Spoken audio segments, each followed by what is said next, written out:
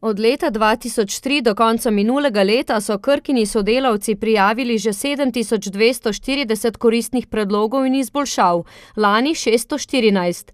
Nagradili so 550 predlogov 469 sodelavcev. Zaposleni predlagajo te izboljšave na področju večje izboljšanja učinkovitosti, boljše organizacije dela, zmanjševanja stroškov, potem reševanja problematike na področju tehničnega, tehnološkega področja. Tokrat je največ koristnih predlogov podal Mirko Novak iz inženiringa in tehničnih storitev. Pri vsakdanjem delu v bistvu opazim veliko stvari, ki bi lahko naredil drugače, bolje, hitreje in sploh ni potrebno veliko. Tako da s tem idejam pa dobim izboljšave in inovacije. Predlagatelja najboljše izboljšave sta Miha Vrbinc in Aleša Punčuh-Kolar.